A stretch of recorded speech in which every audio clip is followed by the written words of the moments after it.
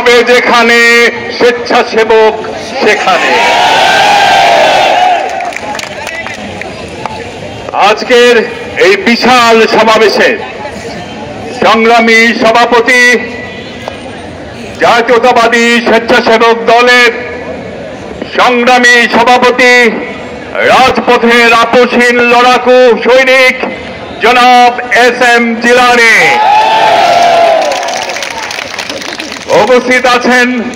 স্বেচ্ছাসেবক দলকে শক্তিশালী করবার জন্য যিনি এক সময় অনেক কষ্ট করেছেন, বাংলাদেশ জাতীয়তাবাদী দলের স্বেচ্ছাসেবক বিষয়ক সম্পাদক জনাব মীর শরফত আলী সপু।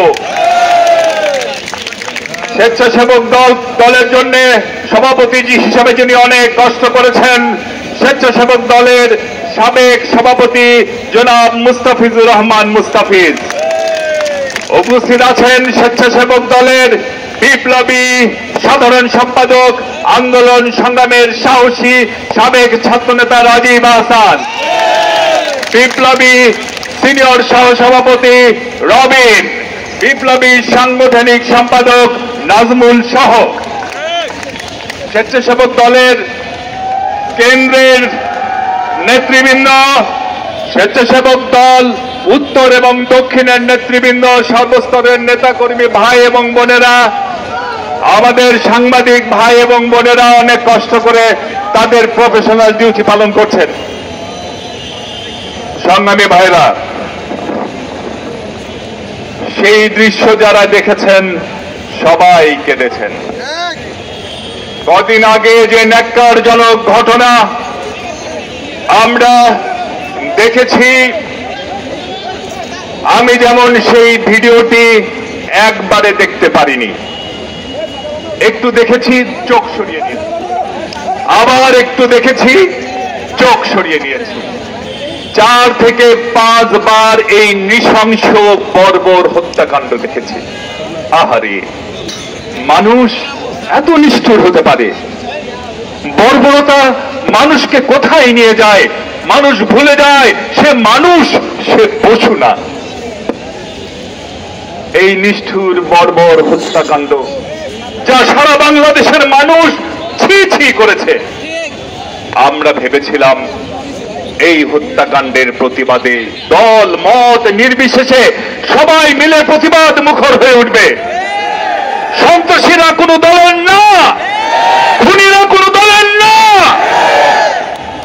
কিন্তু আমরা আশ্চর্য হয়ে গেলাম যখন আমরা দেখলাম একটি মহল এই হত্যাকাণ্ডের যতটুকু বিচার চাওয়া উচিত ততটুকু বিচার চাইছেন না, যতটুকু প্রতিবাদ করা উচিত ততটুকু প্রতিবাদ না করে আঙ্গুল একটা দিয়ে রেখেছেন বিএনপির দিকে। আমাদের সন্দেহ হলো, আমরা ঘটনার ভিতরে যাওয়া শুরু করলাম, দেখলাম যে ঘটনাটি ঘটেছে তার 2 দিন পর, যখন খুলনায় আমার এক ভাইয়ের রোগ কেটে নেওয়া হয়েছে, রোগ কেটে নিয়ে আমার এক ভাইকে হত্যা করা হয়েছে।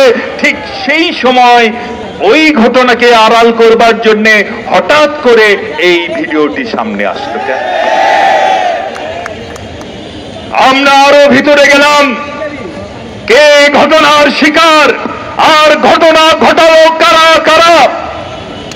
আমরা লক্ষ্য করলাম একটি ভিডিও ধারণ করা হয়েছে, সেই ভিডিও যে করেছে সে কেন ঘটনা বন্ধ করার জন্য সামনে না গিয়ে নিরাপদ কাছাকাছি থেকে এই ভিডিওটি করলো, অথচ তাকে কেউ আঘাত করলো না। এবং যতই ভিতরে যাচ্ছি ততই স্পষ্ট হয়ে যাচ্ছে এটি নিছক একটি দুর্ঘটনা নয়, এদিকে বিএনপির বিরুদ্ধে একটি সাজানো গোছানো চক্রান্ত ছাড়ার কিছুই নয়।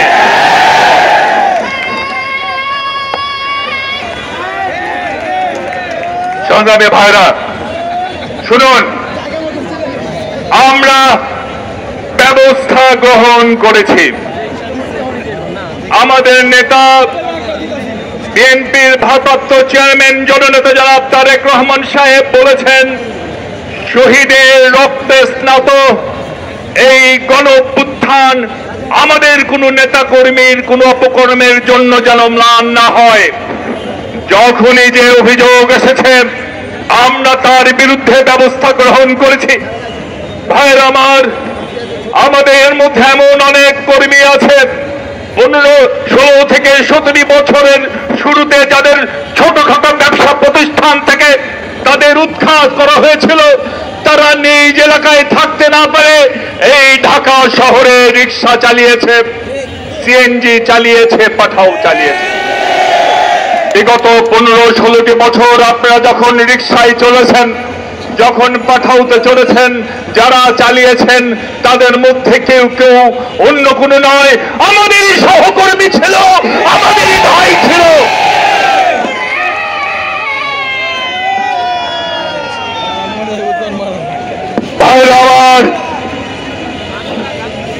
অনেকের মাসের পর মাস জেলে থাকবার কারণে আমাদের অনেক সহকর্মীর স্ত্রী সেটি সহ্য করতে না পেরে সংসার ছেড়ে চলে গিয়েছে বাপের বাড়িতে।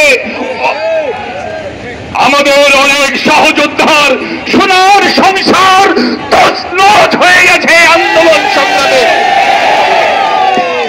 তারপরেও যখন আমাদের কোন সহকর্মীর বিরুদ্ধে অভিযোগ এসেছে, আমাদের প্রেসিডেন্ট, সেক্রেটারিরা, আমাদের দলের নেতারা চোখের জলে ভাসিয়ে হাত কাঁপতে কাঁপতে তার বহিষ্কারাদেশে স্বাক্ষর করেছে। কারণ আমাদের নেতা আমাদের বলেছেন দলের চেয়ে দেশ বড়।